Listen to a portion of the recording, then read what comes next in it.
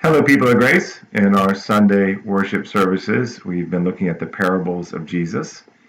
So for our Pastoral Connect this week, I want to, in preview of this upcoming worship service, read from James chapter 1, verses 9 through 11, which says, "Let the lowly brother, the poor brother, boast in his exaltation, his high position, and the rich in his humiliation, his low position, because, like a flower of the grass, he will pass away.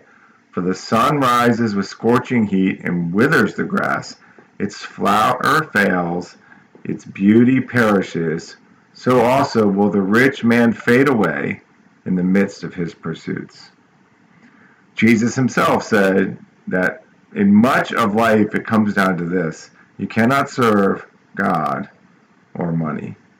But why is that? Well, if we look within and look into our own hearts and souls and just try to be a little bit more mindful and aware, I think we can make three observations. Number one, we think a lot. We are creativity. Number two, we feel a lot. We care, we connect, we have compassion, we see things and rejoice, we see other things and we weep. But down deep below all of that, from the earliest days of our life, it is also true that we fear a lot. And while fear can be positive and worshipful and delightful, the vast majority of how we now experience fear is torment. And that starts from our earliest days and actually informs a lot of why we feel what we feel, our compassion, our empathy, and drives a lot of our analytical thinking and the systems we build and our creativity.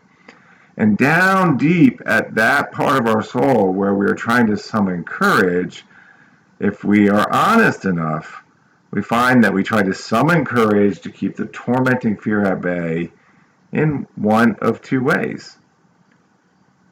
Manipulating the seen world through money, that's the easiest way to do it, or not availing ourselves of that option and kind of being out there and vulnerable and having to fight your way through it, and then you trust God.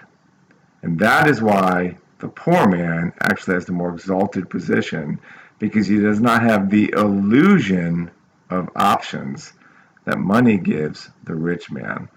The easiest way to feel safe is if you have a lot of money. But that doesn't really take much faith or courage. It's all banked on money and the seen world versus God and the unseen world.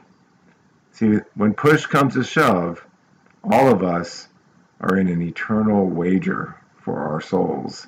And you don't know what you really value until you have skin in the game, which we all do. We're all going to pass away. So, bottom line, you can try to make this seen world more comfortable, or you can step out in faith and wrestle with the unseen world.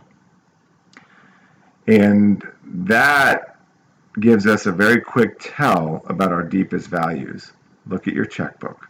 What do you spend your money on, and how much energy do you give to chasing money? Because money only has value once it's spent, and a life only really reveals its deepest values once it is spent.